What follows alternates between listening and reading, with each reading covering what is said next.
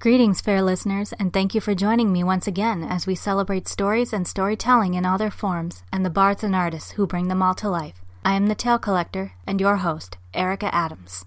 Throughout the mid-90s, there was a series of commercials for a New Age compilation series of CDs known as Pure Moods. Not counting the various spin-offs, there were 4 in total, all of which I used to own. I have this series to thank for providing my introduction to New Age, which, as I've mentioned, is among my favorite genres of music. In fact, between all of them, I learned of many artists whose works I still collect and listen to today. But unlike all the other artists who have provided a song for Pure Moods, this one has the honor of providing at least one song for every volume in the main collection. I remember when I had decided that I wanted to start buying his albums. I figured I'd begin with his greatest hits collection in order to get a more comprehensive taste of his work. I am a bit embarrassed to admit that I almost ended up not buying it due to the suggestive acronym of the album's title, LSD. But this refers not to the drug, but to the words, love, sensuality, devotion. I learned later as I matured that this has a highly symbolic and profound double meaning, as do many of this artist's works. Please allow me to present Michel Cretu, creator of Enigma, performing from 1990 to the present and recommended for listeners 16 and up.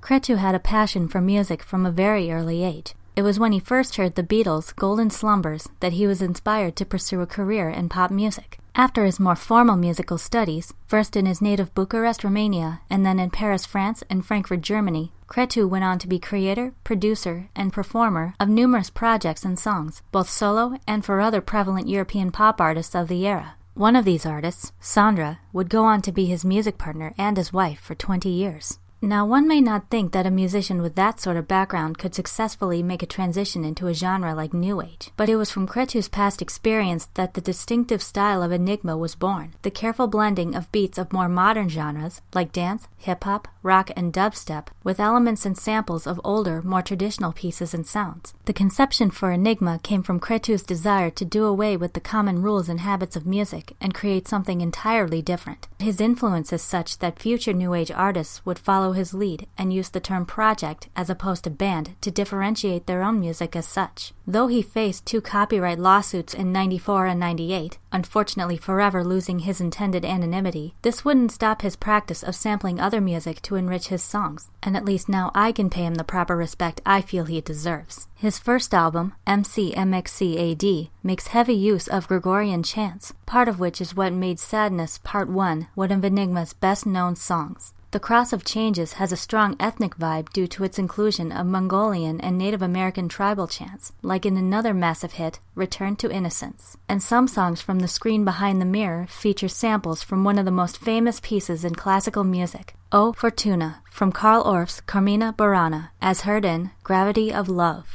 This unique style of mixing genres has led Cretu to be called an alchemist in sound. Similarly to words like wizard, alchemist always brought to me connotations of magic and wisdom, but not necessarily the kind that is out of the reach of man. I'm sure that it's not just nostalgia that drives us to preserve music that is centuries old. Sometimes there is a depth and a soul within it that today could be near impossible to imitate, let alone recreate. Moreover, the music in question may speak of subjects that for some may be hard to comprehend, if not completely taboo, whether in the past or even now. The fact that the term enigma is synonymous with words like mystery, riddle, puzzle, or conundrum ties in brilliantly with this idea. I think this is also why Enigma has such a vibe of intimacy to it as well. Some of Enigma's songs are intimate in the more erotic sense, not in the deliberately controversial way of, say, 9 Inch Nails' Closer, mind you, but some titles alone, like Principles of Lust, Smell of Desire, and Hell's Heaven, suggest music that I could understand adult listeners actually making love to.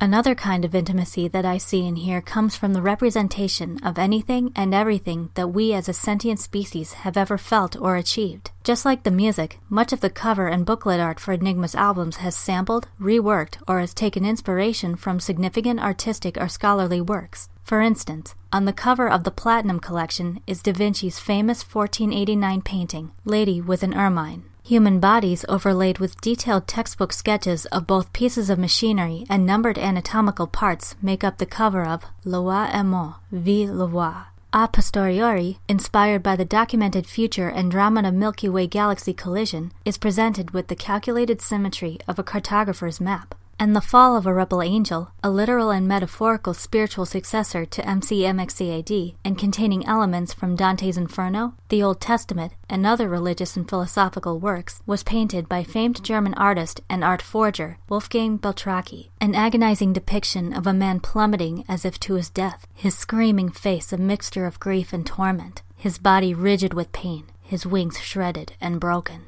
If 2002 was dreamlike in the sense of fairy tales and lullabies, and Amethystium was dreamlike in the sense of nature and darkness, then Enigma is so in the sense of humanity in all of its physical and emotional extremes. And therein lies the true strength of Cretu's musical vision. It's almost as if, through Enigma, he is implying that there is little difference between what separates us from animals and what makes us animals. Our greatest noble and intellectual achievements, art, religion, science, politics, philosophy, intertwined with our most primitive drives and instincts: hunger, fear, lust, hate, ecstasy.